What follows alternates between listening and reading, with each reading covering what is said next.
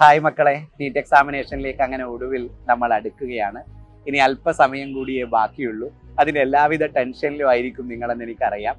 ഞാൻ ഇന്നലെ മുതൽ ഇന്നേരം വരെ നമ്മളുടെ ഹോസ്റ്റലിലുള്ള കുഞ്ഞുങ്ങളെ ഇങ്ങനെ കണ്ടുകൊണ്ടിരിക്കുകയായിരുന്നു. ഇന്നലെ രാത്രിയും അങ്ങ് കോയമ്പത്തൂരൊക്കെയുള്ള കുട്ടികളൊക്കെ പോയി കണ്ടു. ഇതിനിടയിൽ ഒരു കുഞ്ഞുകുട്ടി എന്നോട് ചോദിച്ചു, മാഷിന്റെ മുഖത്ത് നിറയെ ടെൻഷനാണല്ലോ, ഞങ്ങളെക്കാൾ ടെൻഷൻ കൂടുതലാണല്ലോ എന്നൊക്കെ.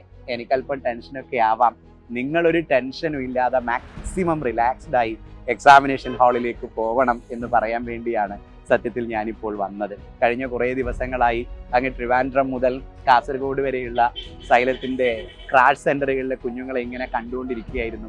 അതുകൊണ്ടാണ് അല്പം വൈകി ഇത് പറയാൻ വേണ്ടി വരേണ്ടി വന്നത്. അതിൻ്റെ സങ്കടം എനിക്കുണ്ട്. എങ്കിലും ഇതുകൂടെ കേട്ട് ഞാനൊരു ഗംഭീരനായ ഞാനാണ് എന്ന ബോധ്യത്തോടു കൂടെ വേണം നിങ്ങൾ നാളെ നീറ്റ് എക്സാമിനേഷൻ എഴുതാൻ എന്ന നിർബന്ധം എന്നെ സംബന്ധിച്ചിടത്തോളം ഉണ്ട്.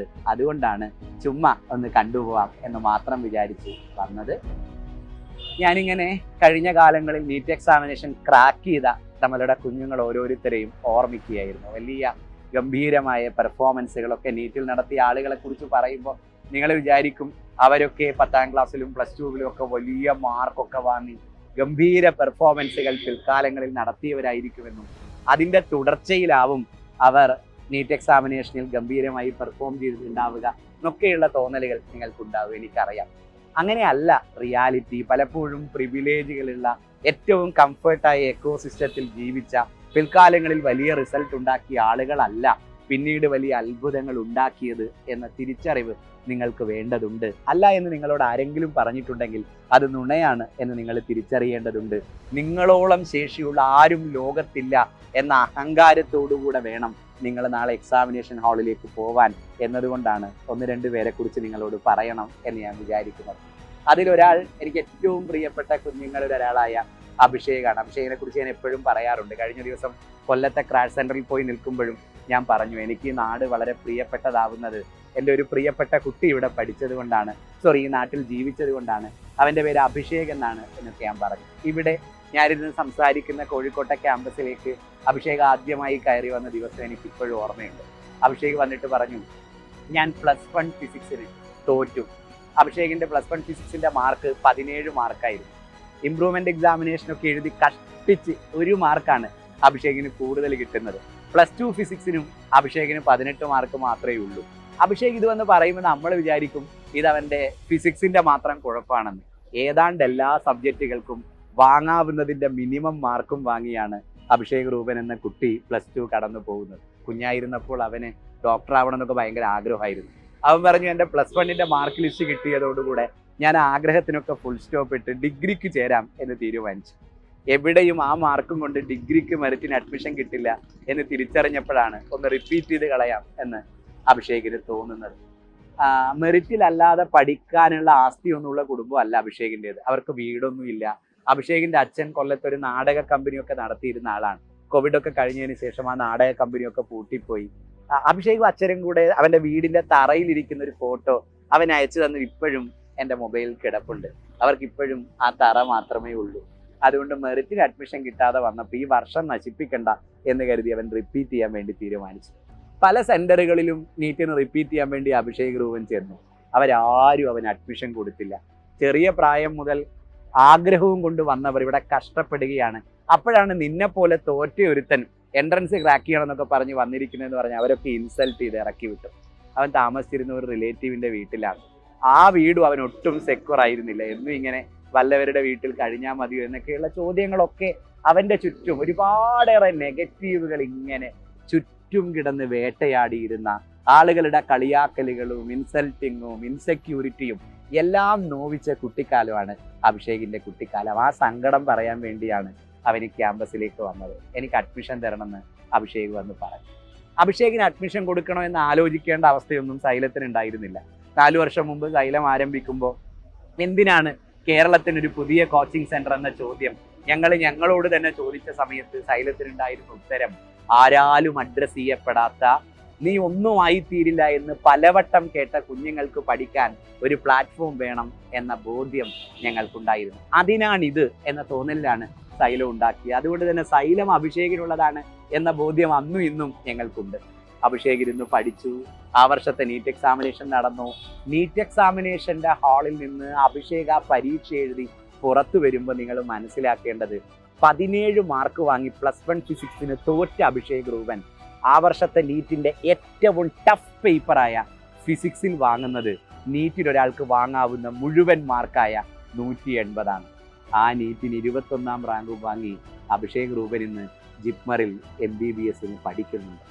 അത്ര തോറ്റവരായിരുന്നോ നിങ്ങളെന്ന് നിങ്ങൾ ആലോചിക്കേണ്ടതുണ്ട്. +1 തോറ്റുപോയ, +2 വാങ്ങാവുന്നതിൽ ഏറ്റവും മിനിമം മാർക്ക് വാങ്ങിയ കുട്ടിക്കാലമായിരുന്നു നിങ്ങളുടേത് എന്ന്. അത്ര തോറ്റവരായിരുന്നില്ല നിങ്ങളെങ്കിൽ ഈ നീറ്റ് എക്സാമിനേഷൻ ക്രാക്ക് ചെയ്യുക നിങ്ങളാണ് എന്ന തിരിച്ചറിവ് നിങ്ങൾക്കുണ്ടാവണം. ഞാൻ വീണ്ടും പറയുന്നു, ഒട്ടും പ്രിവിലേജ്ഡ് ആയ ജീവിതാവസ്ഥകളിലുള്ളവരല്ല ഞങ്ങൾക്ക് മുമ്പിലൂടെ നീറ്റ് ക്രാക്ക് ചെയ്ത് ഇറങ്ങിപ്പോയിട്ടുള്ളത്. കഴിഞ്ഞ വർഷം നീറ്റ് എക്സാമിനേഷൻ്റെ സെലിബ്രേഷൻ തൃശ്ശൂർ ഇങ്ങനെ നടക്കുമ്പോൾ ഞാൻ അതുവഴിയെ അങ്ങ് എയർപോർട്ടിലേക്ക് പോവുകയായിരുന്നു. അപ്പോൾ അവിടുന്ന് മുഹസിൻ സ്വാലിഹ് എന്ന് പറയുന്ന നമ്മളോടൊരു കുട്ടി എന്നോട് പറഞ്ഞു, മാഷൊന്ന് എൻ്റെ വീട് കണ്ടിട്ട് പോവോ എന്ന് ചോദിച്ചപ്പോൾ ഞാൻ മുഹസിൻ്റെ വീട് കാണാൻ വേണ്ടി ആ പോകുന്ന വഴിയിൽ അവനൊപ്പം ചെന്നു.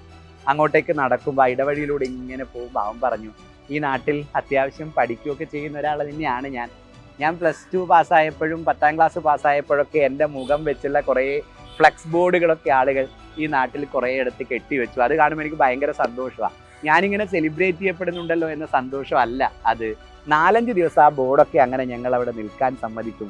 അത് കഴിഞ്ഞ് ഞാനും എൻ്റെ ഉപ്പയും കൂടെ രാത്രി ചെന്ന് ആ ബോർഡൊക്കെ അഴിച്ചെടുക്കും. ഉപ്പ ഒരു ഓട്ടോറിക്ഷയൊക്കെ ഓടിക്കുന്ന ആളാണ്. എന്നിട്ട് ഞങ്ങൾ ഇങ്ങ് കൊണ്ടുവരും. ആ ഫ്ലെക്സ് ബോർഡുകൾ കൊണ്ടാണ് ഞാൻ എൻ്റെ വീട് കെട്ടിയിരിക്കുന്നത്.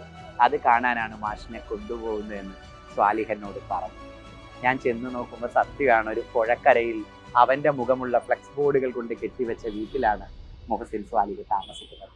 ഞാൻ അവനോട് ചോദിച്ചു, മോൻ ഇവിടെ ഇരുന്നാണോ പഠിച്ചതെന്ന് ചോദിച്ചു. അവനോട് പറഞ്ഞു, ഈ പുഴ ഒരു മോശം പുഴയാ, എവിടെയെങ്ങാനും മഴ പെയ്താൽ അപ്പം ഈ പുഴക്കകത്ത് വെള്ളം പോകും, എന്നിട്ട് ഈ വീടം ഒലിച്ചു പോകും, പിന്നെ ഇതൊക്കെ പെറുക്കി കൂട്ടി വന്ന് ഞങ്ങൾ വീണ്ടും കെട്ടി ഉണ്ടാക്കണം. ഇവിടുന്ന് 1 കിലോമീറ്റർ അപ്പുറത്ത് ഒരു ദുരിതാശ്വാസ ക്യാമ്പുണ്ട്. ഒരു 5-6 മാസം എല്ലായ്പ്പോഴും ഞാൻ ആ ദുരിതാശ്വാസ ക്യാമ്പിലായിരിക്കും. ഇവിടെ ഇരുന്നല്ല, ഞാൻ അവിടെ ഇരുന്നാണ് പഠിച്ചത് എന്നവൻ പറഞ്ഞു. മുഹസിൻ സ്വാലിഹ് പഠിച്ചത് ഒരു ദുരിതാശ്വാസ ക്യാമ്പിലും പുഴക്കരയിലും ഒക്കെ ഇരുന്നാണ്. അവന് കഴിഞ്ഞ പ്രാവശ്യത്തെ നീറ്റിന്റെ മാർക്ക് 703 മാർക്കാണ്. അവൻ കാലിക്കറ്റ് മെഡിക്കൽ കോളേജിൽ MBBS പഠിക്കുന്നത്. ഒട്ടും സുരക്ഷിതമായ ജീവിതാവസ്ഥകളുള്ളവരായിരുന്നില്ല മുൻകാലങ്ങളിൽ എൻട്രൻസ് ക്രാക്ക് ചെയ്തവരാരും. പകരം അവരെല്ലാം അവരുടെ ഉള്ളിൽ ഒരു വലിയ സ്വപ്നമുണ്ട് എന്ന ബോധ്യത്തോടുകൂടെ പ്രിപ്പയർ ചെയ്തവരായിരുന്നു. കഴിഞ്ഞ വർഷം കഴിഞ്ഞ ഒരു നീറ്റിന് ഏതാണ്ട് ഈ സമയത്താണ് ഞാനൊരു ഹോസ്റ്റലിൽ വെച്ച് ലക്ഷദ്വീപിലുള്ളൊരു മോളെ കാണുന്നത്. തൊയ്ബ എന്നായിരുന്നു അവളുടെ പേര്. അവൾ ലക്ഷദ്വീപിലായിരുന്നു എന്നതുകൊണ്ട് തന്നെ അവിടുത്തെ മെഡിക്കൽ സൗകര്യങ്ങളെക്കുറിച്ചും അത് അവളുടെ ഗ്രാൻഡ് പേരൻസിനൊക്കെ ഉണ്ടാക്കിയ വലിയ പ്രയാസങ്ങളെക്കുറിച്ചും അവിടെ ഇരുന്നു കൊണ്ട് ഡോക്ടർ ആവണമെന്ന് ആഗ്രഹിച്ച കുട്ടിക്കാലത്തെക്കുറിച്ചൊക്കെ അവൾ എന്നോട് പറഞ്ഞു. ആ ആഗ്രഹവും കൊണ്ടാണ് അവൾ റിപ്പീറ്റ് ചെയ്യാൻ വേണ്ടി സൈലത്തിലേക്ക് വന്നത്. അവൾ പറഞ്ഞു, കുറച്ച് ഉഴപ്പിയൊക്കെ പോയി, എൻ്റെ ആദ്യമുള്ള സമയങ്ങളൊക്കെ അങ്ങനെ കടന്നുപോയി, കുറേ ബാക്ക്ലോഗ്സ് ആയി, പെൻഡിങ് ആയി, ചാപ്റ്ററുകളൊക്കെ അങ്ങനെ കിടന്നു. അപ്പോഴൊക്കെ ഞാൻ വിചാരിക്കും, ഇനിയിപ്പോൾ ഇതൊന്നും തീരില്ല, ഇനി റിവിഷൻ വരുമ്പോൾ പ്രിപ്പയർ ചെയ്യാം എന്ന് വിചാരിച്ച് കാത്തിരിക്കും. അങ്ങനെ റിവിഷൻ വന്നു. റിവിഷൻ്റെ ഒരു 1-2 ദിവസം കഴിഞ്ഞപ്പോൾ തൊയ്ബക്ക് അസുഖമായി, ഹോസ്പിറ്റലൈസ്ഡ് ആയി. എൻ്റെ റിവിഷനും പോയി എന്ന് പറഞ്ഞ് അവളെൻ്റെ മുമ്പിലിരുന്ന് കരഞ്ഞ ഒരു കരച്ചിൽ എനിക്ക് ഇപ്പോഴും ഓർമ്മയുണ്ട്. എൻ്റെ പാരൻസ് എന്നൊക്കെ പറഞ്ഞ് തൊയ്ബ കരഞ്ഞു. എൻ്റെ പാരൻസ്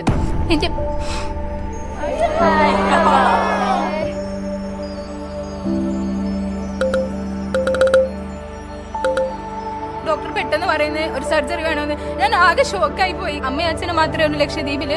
അവർക്ക് പെട്ടെന്ന് വരാനും പറ്റൂല. ഇപ്പം ഇന്നിപ്പോ ഒരാൾക്ക് പ്രശ്നം ഉണ്ടായി നാളെ എത്തണമെന്ന് പറഞ്ഞാൽ അങ്ങനെയൊന്നും എത്തൂല. പക്ഷെ ഞാൻ അവളെ ആശ്വസിപ്പിക്കുന്നൊന്നും വന്നില്ല അധികം. കാരണം അവൾ പെട്ടെന്ന് കരച്ചിൽ നിർത്തിയിട്ട് പറയും, പക്ഷെ ഞാൻ എന്തായാലും ഈ പ്രാവശ്യത്തെ നീറ്റ് ക്രാക്ക് ചെയ്യും. എനിക്ക് കിട്ടിയില്ലെങ്കിൽ ആർക്കും നീറ്റ് കിട്ടില്ല. കാരണം അത്രയ്ക്ക് ആഗ്രഹമുണ്ട് എനിക്കെന്ന് പറയും. അത്രയ്ക്ക് ആഗ്രഹം ഉണ്ടായിരുന്നു തൊയ്ബയ്ക്ക്. അവൾ അങ്ങനെ പറഞ്ഞുകൊണ്ടിരുന്ന ഒരു രസത്തിൽ ഞാൻ തൊയ്ബയോട് പറഞ്ഞു, മോൾക്ക് നീറ്റ് കിട്ടിയാൽ മോളെന്നെ വിളിക്കണം. ഞാൻ ഇതുവരെ ലക്ഷദ്വീപ് കണ്ടിട്ടില്ല, മോളെ കാണാൻ വേണ്ടി ഞാൻ ലക്ഷദ്വീപിലേക്ക് വരും എന്ന് പറഞ്ഞു. നീറ്റ് എക്സാമിനേഷൻ്റെ റിസൾട്ടൊക്കെ വന്നു. ഞാൻ തൊയ്ബയെ മറന്നുപോയിരുന്നു.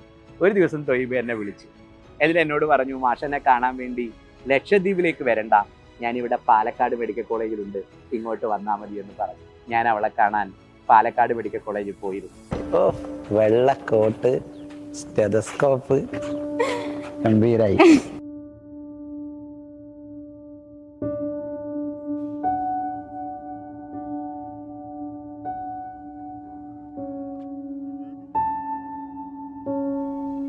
തൊയ്ബയെ ഞാൻ ചെന്ന് കാണുന്ന സമയം എന്ന് പറയുന്ന ഒരു വിഷു ദിവസമാണ്, എനിക്ക് ഓർമ്മയുണ്ട്. ഏപ്രിൽ 14-നോ 15-നോ ആണ് ആ സമയത്ത് വിഷു ഉള്ളത്. ഈ വിഷുവിൻ്റെ ഒരു പ്രത്യേകത, ആളുകൾ പടക്കമൊക്കെ പൊട്ടിക്കുന്നത് കൊണ്ട് ഹോസ്റ്റലിൽ ഇരിക്കുന്ന റിപ്പീറ്റേഴ്സിന് ഭയങ്കര സങ്കടമായിരിക്കും. ഞങ്ങൾ മാത്രം ഇവിടെ കുടുങ്ങിപ്പോയല്ലോ, എല്ലാവരും സെലിബ്രേറ്റ് ചെയ്യുകയാണല്ലോ, ഞങ്ങളുടെ പാരൻസും ടീച്ചേഴ്സും ഒക്കെ ഭയങ്കര ആഘോഷത്തിലാണല്ലോ എന്നൊക്കെ അവർ വിചാരിക്കും. ഞങ്ങളാരും അങ്ങനെ ആഘോഷിക്കുമെന്നും അല്ല, നിങ്ങൾക്കൊപ്പം തന്നെ ഇരിക്കാൻ ഇഷ്ടപ്പെടുന്നവരാണെന്ന് അവർക്ക് ബോധ്യപ്പെടുത്താൻ തന്നെയാണ് വിഷുവിൻ്റെ ദിവസം ഞാൻ അവരെ കാണാൻ പോയി. വിഷുവിൻ്റെ ദിവസം മൊത്തം അവർക്കൊപ്പം ഇരുന്നത്. ആ ഇരിപ്പിലാണ് ഞാൻ തൊയ്ബയെ കാണുന്നത്. ഞാനിത് പറഞ്ഞത് ഏപ്രിൽ 15-ാം തീയതിക്കും മെയ് 5-ാം തീയതിക്കും ഇടയിലുള്ള ഒരു 10-12 ദിവസമായിരിക്കും തൊയ്ബ ആത്മാർത്ഥമായി പഠിച്ചിട്ടുണ്ടാവുക. ആ 12 ദിവസത്തിന്റെ റിസൾട്ടാണ് അവളുടെ MBBS. ഞാൻ വീണ്ടും പറയുന്നു, പാഷനാണ് നിങ്ങളെ വളർത്തുക. നിങ്ങൾക്ക് ഇതുവരെ തിരിച്ചറിയാത്തത്രയും പ്രതിഭയുള്ള ഒരു കുട്ടി നിങ്ങളുടെ ഉള്ളിൽ കിടപ്പുണ്ട്. അയാൾ ഇതെല്ലാം പഠിച്ചു കഴിഞ്ഞിട്ടുണ്ട്. എന്നിട്ടും ഒരുപാടേറെ ടെൻഷനുകൾ കൊണ്ട് ഇതിന് മാത്രം ഞാനുണ്ടോ, ഞാൻ ഇതുവരെ കയ്യടികൾ കിട്ടിയ ആളല്ലല്ലോ, പ്രശംസിക്കപ്പെട്ട ആളല്ലല്ലോ എന്നൊക്കെ തോന്നിയാണ് നാം ഈ പരീക്ഷ പലപ്പോഴും കുളമാക്കി കളയുന്നത്.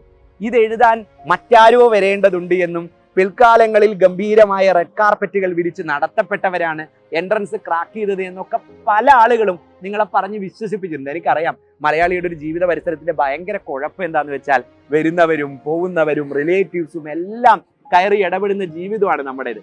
നിന്നെ കൊണ്ട് ഇത് പറ്റുമോ, നീ ഇത് ചെയ്യണോ, നിനക്ക് വല്ല പണിയും ചെയ്തുകൂടെ എന്നൊക്കെ അവർ ചോദിച്ചുകൊണ്ടിരിക്കും. മുമ്പ് ഗീതാ പ്രസാദ് സാർ, നമ്മളുടെ academy head Geetha Prasad sir എന്നോടൊരു കുട്ടിയുടെ കഥ പറഞ്ഞിട്ടുണ്ട്. അവന്റെ പേര് ആശിഷ് തങ്കച്ചൻ എന്നാണ്. നമ്മൾ ഇന്ന് എഴുതുന്ന നീറ്റ് എക്സാമിനേഷൻ ആദ്യമായി ആരംഭിക്കുന്നത് 2016-ലാണ്. അതുവരെ ഇത് കേരള മെഡിക്കലും ജിപ്മറും എയിംസും ഒക്കെ ആയി പല പല പരീക്ഷകളാണ്.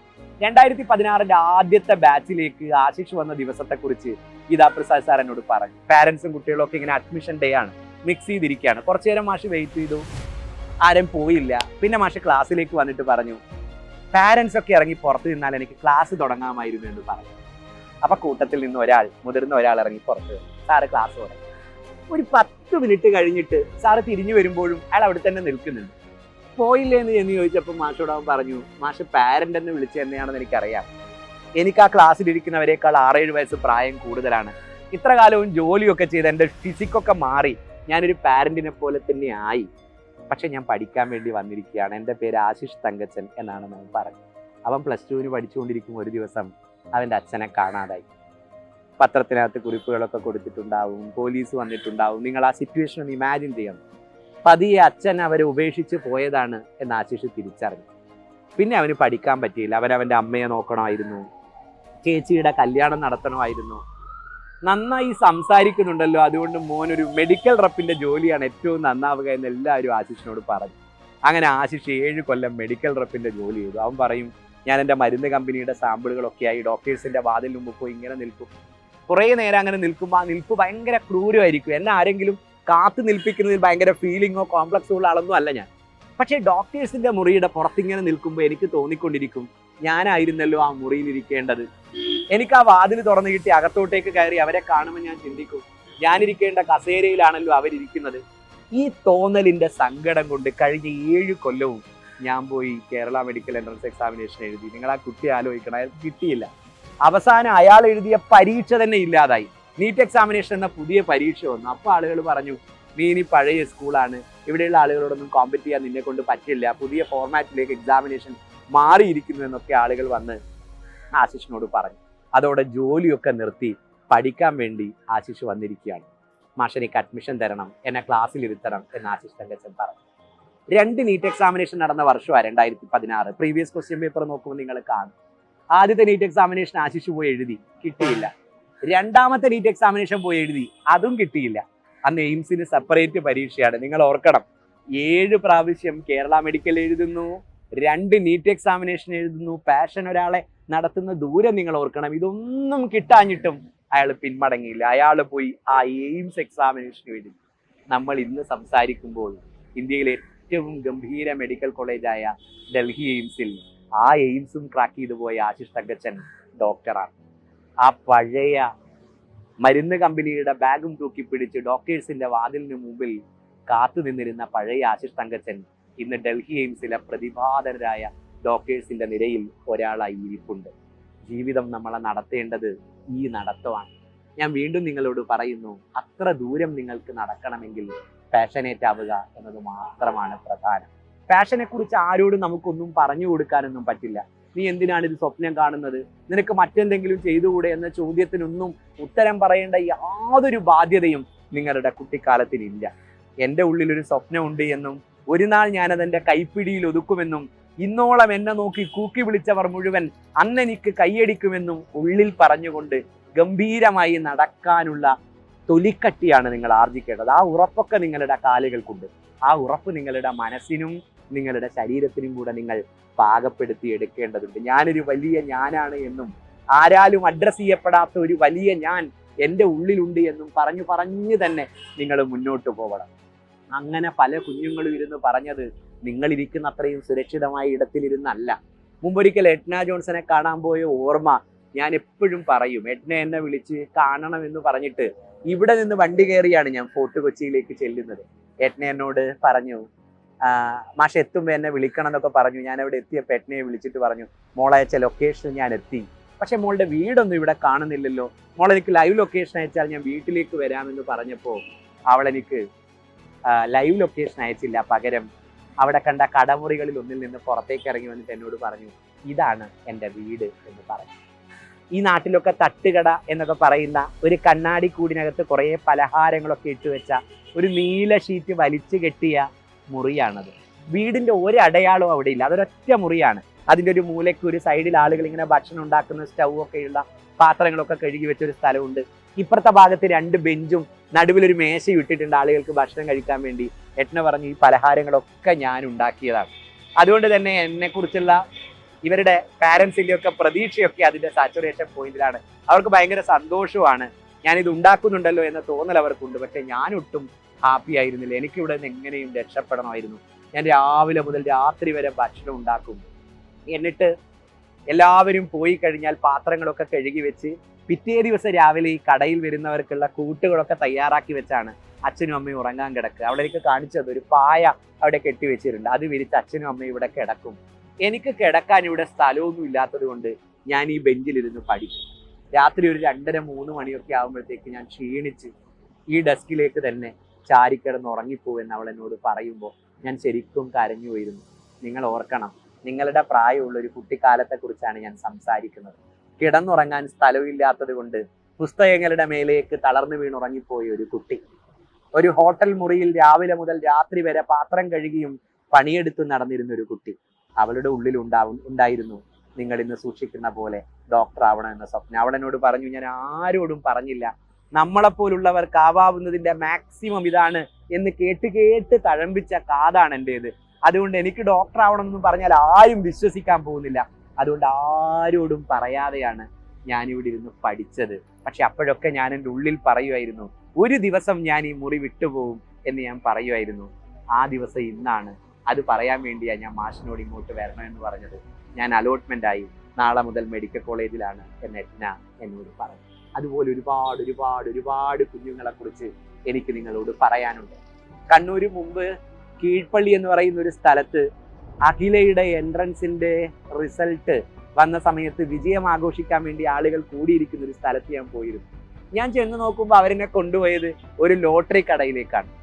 ഇരുന്ന് പഠിക്കാൻ വേറെ സ്ഥലമില്ലാത്തത് കൊണ്ട് അഖില പഠിച്ചത് ആ ലോട്ടറി കടയിലിരുന്നാണ്. അവളും ഇന്ന് MBBS ആണ്. ഇങ്ങനെ എണ്ണിപ്പറയാൻ മാത്രം ഒരുപാട് കുഞ്ഞുങ്ങൾ സൈലത്തിനുണ്ട്. ഇക്കഴിഞ്ഞ 4 വർഷം നീറ്റ് എക്സാമിനേഷന് 150 മാർക്കോ 200 മാർക്കോ മാത്രം വാങ്ങി കയറി വന്നവരാണ് ഞങ്ങളുടെ കുട്ടികൾ.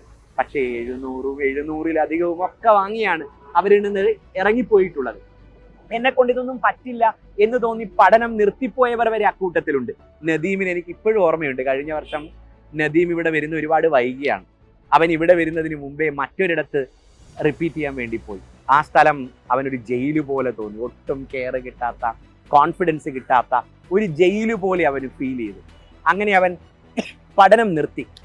ഇനി പഠിക്കുന്നില്ല എന്ന് തീരുമാനിച്ച് വോളിബോൾ കളിക്കാൻ പോയി. നന്നായി കളിക്കുമായിരുന്നു നദീം. നദീമിൻ്റെ നാട് മലപ്പുറത്താണ്. എന്നിട്ട് വോളിബോൾ ടീമിൽ അവൻ പെർഫോം ചെയ്തുകൊണ്ടിരിക്കുക. ആ ടീമിലുള്ളവരുടെ മാർക്ക് ലിസ്റ്റുകൾ പരിശോധിക്കുമ്പോഴാണ് അവൻ്റെ കോച്ച് കൂട്ടത്തിൽ ഒരാൾ മാത്രം +2 കഴിഞ്ഞ് പഠനം നിർത്തി വന്നിരിക്കുകയാണെന്ന് മനസ്സിലാക്കിയത്. അവനെയും കൊണ്ട് ഈ ക്യാമ്പസിലേക്ക് വന്നത് അവൻ്റെ കോച്ചാണ്. നിങ്ങൾ ചുമ്മാ ഒരു 5-6 മാസം ഇവനെ ഇവിടെ ഇരുത്തി നോക്കൂ. ഇവൻ അഥവാ എൻട്രൻസ് ക്രാക്ക് ചെയ്തില്ല എങ്കിൽ ഞാൻ എൻ്റെ ടീമിലേക്ക് തിരിച്ചു കൊണ്ടുപോയിക്കോളൂ എന്ന് പറഞ്ഞാണ് ആ കോച്ച് അവൻ ഇവിടെ കൊണ്ടുവന്നത്. കഴിഞ്ഞ വർഷം അവൻ ഇവിടെ നിന്ന് ഇറങ്ങിപ്പോയത് 698 മാർക്കും വാങ്ങിയാണ്. എന്നെ കൊണ്ട് ഇതൊന്നും പറ്റില്ല, ഞാനിനി പഠിക്കുന്നില്ല എന്ന് തീരുമാനിച്ച ഡ്രോപ്പറായ നദീമിനെ കുറിച്ചാണ് ഞാനിത് പറഞ്ഞത്. നിങ്ങളെടുക്കുന്ന തീരുമാനങ്ങൾ പലപ്പോഴും ഇതാണ്. നിങ്ങളെ കൊണ്ട് പറ്റില്ലെന്നും നിങ്ങൾ ഇതിനു മാത്രം ഇല്ലെന്നും ഒക്കെയുള്ള തോന്നലുകളാൽ മൂടിക്കിടപ്പാണ് നിങ്ങളുടെ കുട്ടിക്കാലം. അപ്പോഴൊക്കെ നിങ്ങൾ നദീമിനെ ഓർക്കണം, അഖിലയെ ഓർക്കണം, യജ്ഞയെ ഓർക്കണം, ആശിഷ് തങ്കച്ചനെ ഓർക്കണം, അഭിഷേകിനെ ഓർക്കണം എന്നൊക്കെ നിങ്ങളോട് പറയാൻ വേണ്ടിയാണ് ഞാനിപ്പോൾ നിങ്ങളെ കാണാൻ വേണ്ടി ഇവിടെ ഇരിക്കുന്നത്. അത്ര തോറ്റവരോ അത്ര കഷ്ടപ്പെട്ടവരോ അത്രമേൽ ജീവിതം എതിരെ നിന്നവരോ ഒന്നുമല്ല നമ്മളിൽ പലരും. നിങ്ങളുടെ പാഷൻ എത്രമാത്രം വലുതാണോ ആ പാഷൻ ഒരു ദിവസം നിങ്ങൾ കണ്ട സ്വപ്നത്തിലേക്ക് എത്തിക്കുക തന്നെ ചെയ്യും.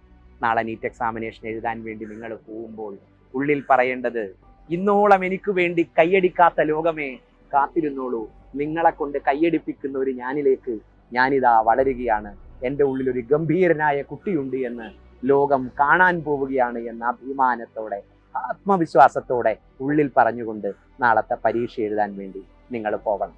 നിങ്ങളെല്ലാം പഠിച്ചു കഴിഞ്ഞിട്ടുണ്ട്. ഇപ്പോഴും ഞാൻ അപൂർണനാണ് എന്ന തോന്നലാണ് നിങ്ങളെ സങ്കടപ്പെടുത്തിക്കൊണ്ടിരിക്കുന്നത്, കരയിച്ചു കൊണ്ടിരിക്കുന്നത്. ആ തോന്നലുകളെയൊക്കെ മാറ്റിവെച്ച് അങ്ങേയറ്റം പോസിറ്റീവായ മനസ്സുമായി പുഞ്ചിരിച്ചുകൊണ്ട് കൂളായി കാമായി റിലാക്സ്ഡായി നിങ്ങൾ പോയി പരീക്ഷ എഴുതണം. നിങ്ങളെക്കാൾ തോറ്റു തളർന്നവർ വലിയ മാർക്കുകൾ വാങ്ങി അത്ഭുതമുണ്ടാക്കിയ കഥകൾ നിങ്ങളുടെ തലയ്ക്ക് ചുറ്റും ഉണ്ടാവണം. എക്സാമിനേഷൻ ഹാളിൽ ഇരിക്കുന്ന 3 മണിക്കൂർ നേരം അടുത്തത് ഞാനാണ് എന്നുള്ളിൽ പറഞ്ഞുകൊണ്ട് അടിപൊളിയായി എക്സാമിനേഷൻ എഴുതി നിങ്ങളുടെ വരാം. അത് കാത്തിരിക്കുകയാണ് ഞാനും സൈലവും നിങ്ങളുടെ എല്ലാ പ്രിയപ്പെട്ട ടീച്ചേഴ്സും നിങ്ങൾക്ക് ചുറ്റുമുള്ള ലോകവും. ലോകത്തിന് നിങ്ങളെക്കുറിച്ച് വലിയ പ്രതീക്ഷയുണ്ട്. ഒരു ടീച്ചറുടെ ജീവിതത്തിൻ്റെ ഏറ്റവും ഗംഭീരമായ മുഹൂർത്തം എന്താണ് എന്ന് എന്നോട് വ്യക്തിപരമായി ചോദിച്ചാൽ ഞാൻ പറയും, എൻ്റെ കുട്ടി അവൻ ആഗ്രഹിച്ച സ്വപ്നമാർജിച്ച് ആഹ്ലാദത്തോടുകൂടെ കൈവീശി നടന്നു പോകുന്ന കാഴ്ച കാണാനുള്ള കാത്തിരിപ്പാണ് എൻ്റെ ജീവിതമെന്ന്. നിങ്ങൾ അങ്ങനെ നടന്നു പോകുന്നത് കാണാൻ ഞങ്ങൾ എല്ലാവരും കാത്തിരിക്കുക. All the best.